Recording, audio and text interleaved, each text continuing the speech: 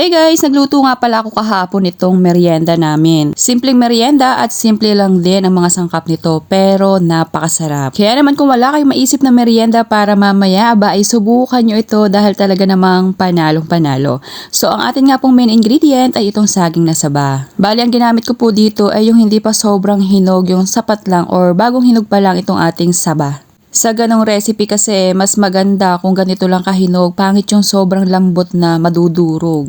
So binilatan ko nga po yan at aking hiniwa ng ganito po kalalaki. Depende na rin po sa inyo kung paanong hiwa ang gagawin nyo dito.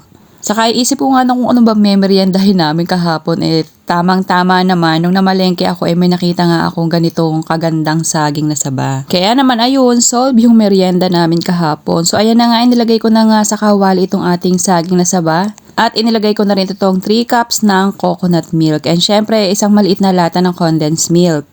Pwede nyo pong i-adjust yung tamis dito. Bali sa akin kasi ay sapat na yon dahil matamis na rin naman yung saging. Naglagay na rin ako dito ng vanilla extract para naman mas mabango itong ating merienda. Akin lamang po yung tatakpan para naman po maluto itong ating saging na saba and syempre po halu-haluin nyo po yan para naman pantay ang pagkakaluto dito sa ating saba. At noong may ilang minuto na nga po nagkukuluan at luto naman na itong ating saging na saba, inilagay ko naman itong aking sago. Bali ako rin po yung nagluto ng sago dyan pero kung ayaw nyo naman ng medyo matrabaho ay may nabibili naman pong luto ng sago sa palengke. Halu-haluin nyo lamang po yan at hayaan pa po ng ilang minuto sa katamtamang lakas lamang ng apoy at kapag po ito ay malapit ng hanguin ay naglalagay po ako dito ng keso pero kung wala naman pong keso ay pwede naman pong asin na lamang para lang po mabalanse yung tamis nitong ating ginataang saging na saba with sago.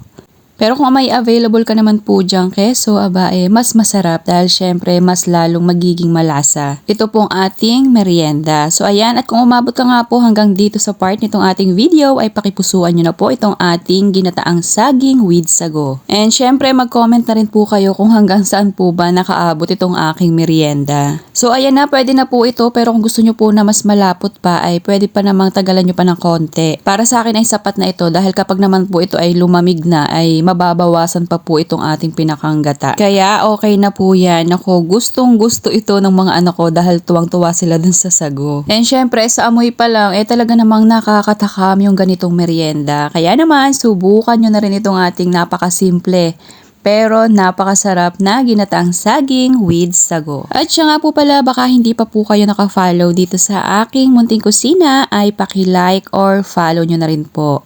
Para naman po kapag meron tayong ganitong mga simpleng recipe ay updated po kayo.